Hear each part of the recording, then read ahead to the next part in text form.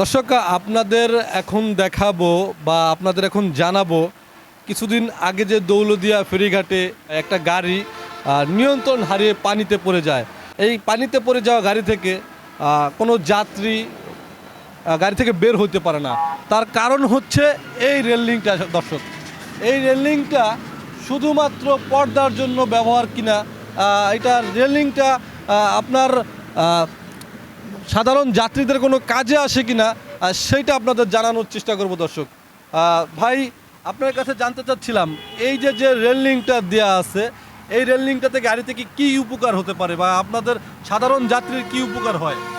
Others অনেক কিছুর জন্য। বাচ্চা আছে এখানে, বাচ্চা দেখা গেছে আমরা কোলে নেই, গরম লাগলে কোলে নিয়ে একটু সান্ত্বনা দেওয়ার জন্য করি। তখন বাইসেস দেখা গেছে জানলাটা খোলা থাকলে যদি হাত থেকে ফোঁস খেয়ে যায়, তখন বাচ্চাটা হয়তো এটার জন্য একটা সেফটি। ঠিক আছে, আরও আদার্স অনেক কিছুর জন্যই ব্যবহার করা হয়, এটাই আমার কাছে মনে হয়। এইটা কি অহেতু কিনা, মানে অযথা কিনা? এটা না, এটা যথাই, এটা কাজের। এটা আমার মনে হচ্ছে যে রেলিংটা এটা কোনো যাত্রী মহিলা হোক পুরুষ হোক মাথা বাইরে দিতে পারবে না। এক, দুই নম্বর কথা হলো যে বাচ্চারা একটা নিরাপত্তার লাগিয়া এই রেলিংটা দেওয়া হয়েছে।